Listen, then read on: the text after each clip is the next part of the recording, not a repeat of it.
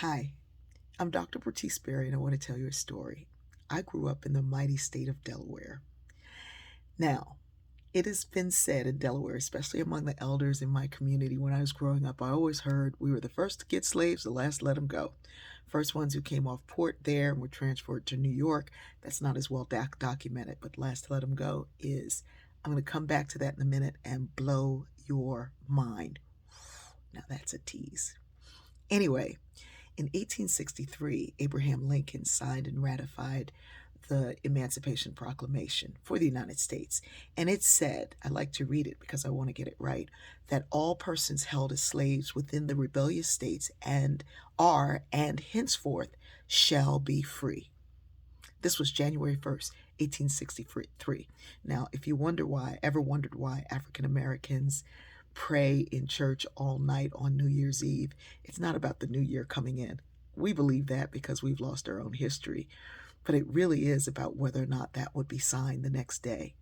So back in 1863 or 1862, New Year's Eve, Black folks were in churches praying all through the night that would be signed the next day, and their prayers were answered.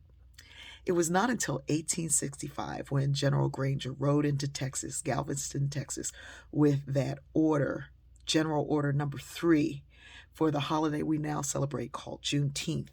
And he read the order that said all slaves were free. All people were free. All enslaved were set free. This was June 19th, which is why we call it Juneteenth, of 1819. I'll get these dates right. 1865. I'm a little dyslexic. 1865.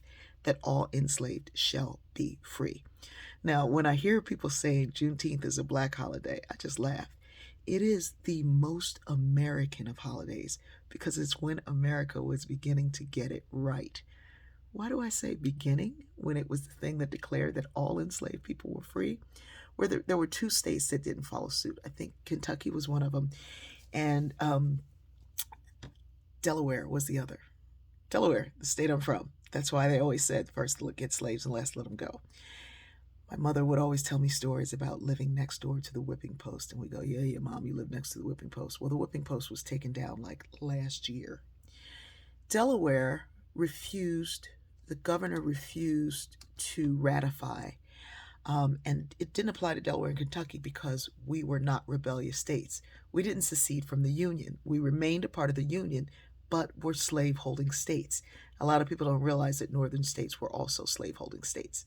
So Delaware was the last to ratify, refused to ratify. And there are articles and things where people say they refused to ratify. In fact, when you look them up, please do me a favor and do not drop a link here because I think other people should get the opportunity to look them up as well. Learning doesn't happen when someone tells you. It happens when you hear something and it ignites a passion for learning and then you explore further. So anyway, Delaware ratified February 12th, 1901. Mind blown. My mother was born 17 years after Delaware ratified the Emancipation Proclamation. Mine should be blown. Now, there are some documents that show that people were only enslaved until 1865, but there are places in the United States, and there are documentaries that are brilliant and wonderful and very terrible that show that people were held enslaved until 1960. Because they weren't allowed to leave those plantations, and they were told that they'd be killed, and generation after generation after generation were held there. Look them up. They exist.